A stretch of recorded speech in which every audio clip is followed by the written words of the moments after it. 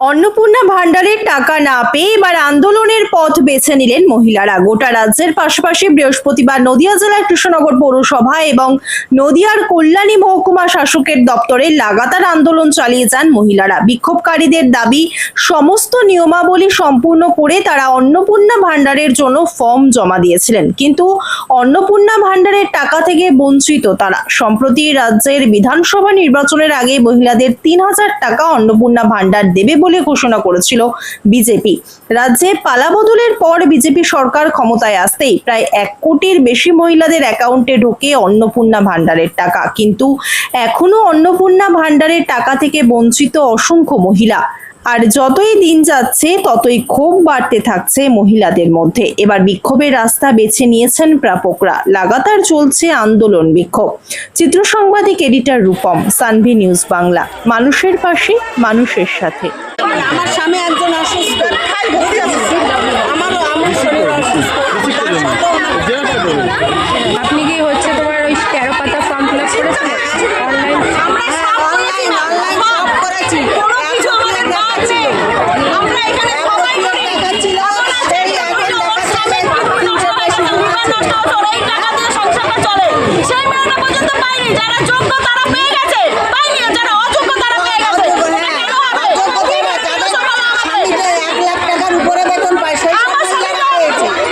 যারা অন্নপূর্ণা ভান্ডার পায়নি তারা এখানে এসে বলছে যারা অযোগ্য তারা পেয়ে গেছে, কিন্তু যোগ্য মানুষরা পাচ্ছে না। কি বলবেন?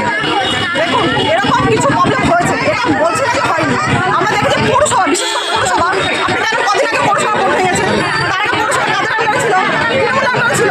এখন আমাদের আন্ডার আছে, কিন্তু তারা কি করছে? লোকগুলো তো তৃণমূলের রয়েছে, এটা তো সঠিক কথা। ওখানে যারা লোক রয়েছে পৌরসভা তারা তৃণমূলের রয়েছে, তারা কি করছে? এই কাজগুলো তো তারা বদমাশি করে করেছে।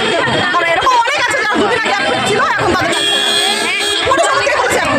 তো এগুলো তো মানে এটা তো পার্টির করে আজকে আমরা ভারতীয় জনতা পার্টির একজন কার্যকর্তা হিসাবে আমি এখানে এসেছি, মহিলা মোর্চা সভানেত্রী হিসাবে। আমি এসে ওনাদের প্রবলেমটা যখন শুনলাম, আমি ওনাদের বললাম, জিজ্ঞাসা করলাম, বলছি যে আপনাদের নাম, ফোন নাম্বার, আইডি নাম্বার আমাকে দিন। আবার দ্বিতীয় আমি ইয়ারো ম্যাডামের সঙ্গে কথা বললাম, এসডিও স্যারের সঙ্গে কথা বললাম। আপনারা দ্বিতীয়বার এই যে যেইগুলো নাম্বারগুলো, ফোন নাম্বারগুলো লিখে নিয়ে এরা ইনকোয়ারিতে যাবে, আবার এদের প্রস্তুতি নিয়ে আসবে। কোনো সমস্যা নেই, যারা যোগ্য আছে, আমি এখানে দাঁড়িয়ে বলছি, যারা যোগ্য আছে তারা পাবে। এইটুকু ভরসা দিতে পারে, যারা যোগ্য আছে তারা এখন সবাই পাবে।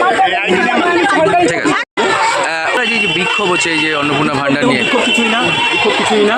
এটা হচ্ছে যে মানে অ্যাকচুয়ালি আমরা এসডি অফিসে এসেছিলাম, একটা অন্য কাজেই এসেছিলাম, কিন্তু দেখলাম আমাদের মাতৃসমিতি কিছু যেটা হচ্ছে তারা মানে এসেছিলেন এখানে, সেই জায়গায় দাঁড়িয়ে ওনারা কিছু একটু করছিলেন, সমস্যা হয়েছে তাদের।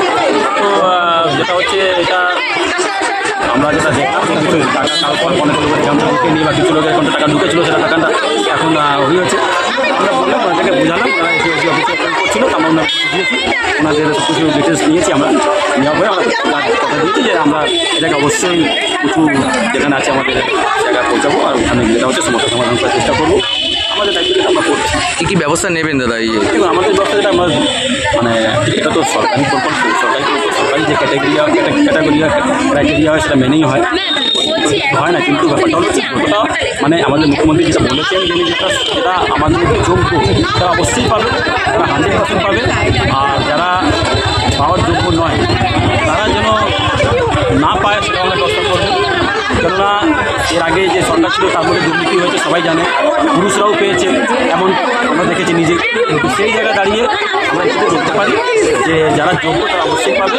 আর মহিলা মোর্চা সভানেত্রী ওনাকে আগামীকাল পরিবহন মন্ত্রী অর্জুন সিং বলেছেন যে হচ্ছে তোমার নিচুতলার কর্মীরা এই অন্নপূর্ণা ভান্ডার নিয়ে সেরকম অনিশ্চয় দেখছে না বিষয়টা নিচুতলার কর্মীরা। না, এটা ভুল ধারণা। আমরা দেখছি অ্যাকচুয়ালি আমাদের কিছু ভেরিফিকেশন বা কিছু যেটা আছে সেটা হচ্ছে আমরা দেখেছি, যেটা হচ্ছে আমরা দেখছি বলে তো আজকে আমরা এখানে উপস্থিত হয়েছিলাম। আমরা অন্য কাজে এসেছিলাম, কিন্তু যখন দেখলাম এরকম মায়েদের সমস্যা, আমরা সঙ্গে সঙ্গে ধরে আসলাম যে একটু সমস্যা আছে আপনারা বলুন, আমরা অবশ্যই সমাধান করার চেষ্টা করবো। আমরা